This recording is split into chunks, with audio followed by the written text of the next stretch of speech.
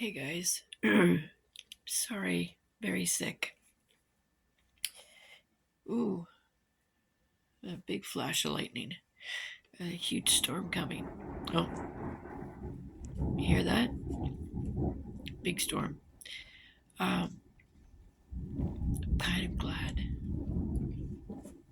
Trying not to wake up my baby bear. I'm kind of glad that I look as horrible as I do right now. Um, I had no intention of making a video at 3:36 in the morning, but I was up watching some YouTube videos. Um, Playing my Facebook game, just taking a break from studying.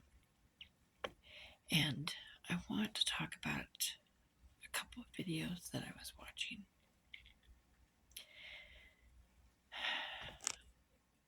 One of them, actually, a couple of them, was titled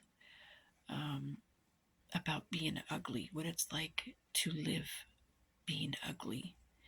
And the other one was about a very young woman who had problems with eating and her weight, who was also suffering from cancer and had passed away, and just talked about how difficult her life was um, with being overweight and not feeling pretty and being lonely, and how some of these videos, these people talk about being uh, I don't want to trigger anybody, just having problems being here and being alone. Um, you know, my my original channel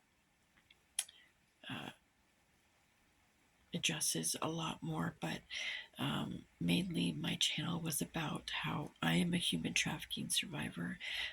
I was trafficked later in life, but my sexual violence started at the age of 6, and it went on into my 30s, which is when I was trafficked, and you'll see a video about that shortly. But again, I'm just starting this new channel as my last one was hacked, and I can't access any of them anymore, so I'm starting over. Um, but my looks when I was younger, I was, believe it or not, I was very beautiful. I had perfect skin and long, long, beautiful hair. Big brown eyes was my biggest feature. Everybody always said how big, beautiful, and bright my brown eyes were. I did some modeling. I was constantly being hit on, but I was such a messed up little girl that I thought I was fat and ugly. I weighed 98 pounds, soaking wet. Um, I sang for a living, um, and I did, housekeeping with my mother. Um, I've been married a few times, but now I've been alone for 11 years, by choice, but also not by choice. I mean, my PTSD and my trust in men have made that difficult with being a single mother.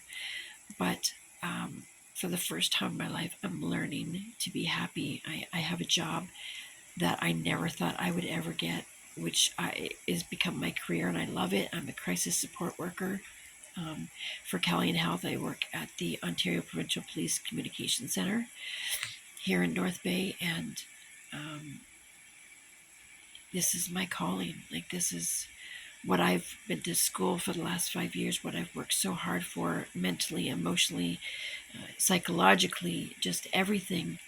Um, but so, in addressing those people on the videos and anybody else that feels like that, you know, one of the hardest things for me, I had an addiction for about 20 years, well, 15 years, 15 and 20 years, somewhere in there.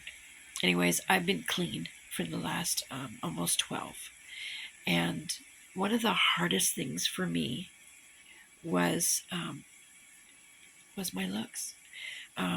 After I got pregnant when I was 22. After I had my first child, my perfect looks went away because I started going through these hormonal changes, and I got these cysts on my face, and I didn't know how to properly care for them, so I would pop them, and now I have scars all over my face. And of course, with the years of trauma I've suffered with drug abuse, now I have a lot of fine lines and wrinkles and droopy hair and droopy eyelids, and um, so not having the looks I did in my younger years, especially having growing up with a mother who was a classic narcissist, um, and the only thing that mattered to her were her looks and men and money. So my looks were a huge part of who I was. And when those started to fade, even now, I struggle with it a lot. But if I've learned anything in my life, it's that my looks don't define who I am. You know, I recently saw this quote. I just put it up on my Instagram post. Um, and I would like to read it to you. Sorry, old lady needs her glasses. And it says, mental health problems don't define who you are. They are something you experience. You walk in the rain and you feel the rain, but you are not the rain. By Matt Haig. And nobody could have said it more perfectly. You know, it's our mental health and things that we suffer. You know, they're things that happen to us, but they're not what define us. We don't become those things. There are people who have diabetes and high blood pressure and all these other disorders, and they have to take medication for survival.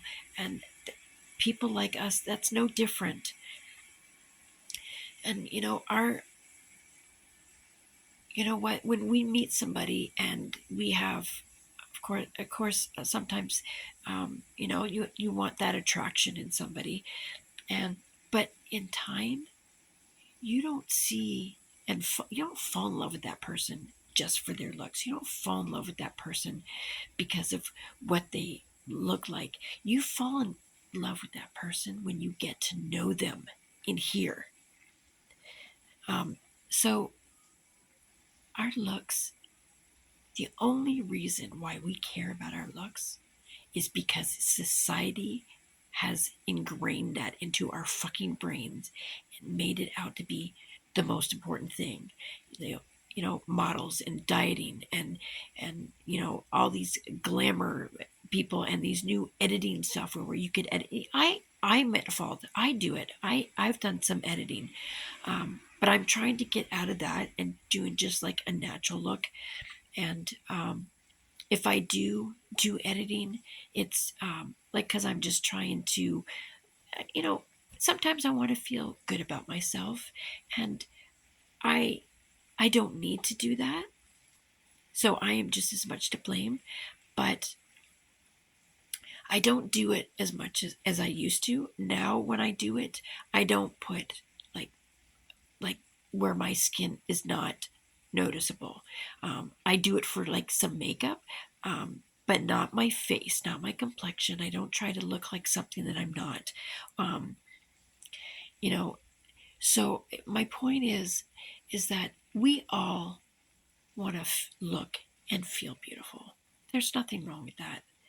But when it becomes um, so important that we lose sight of the person that we are, then that's a problem. Because and as much as you don't want to hear this, and I swore I fucking hated when people said this to me, but in the end I realized just how right they were. If we can't love ourselves, how the fuck is anybody else going to love us? If we can't respect ourselves or believe in ourselves, other people can't do it for us. We have to do the work. We can't do it alone. Nobody can do it alone.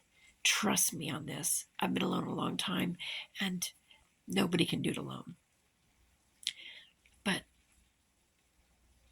looks aren't everything. And you know what? Even if you don't think you're beautiful, I I do.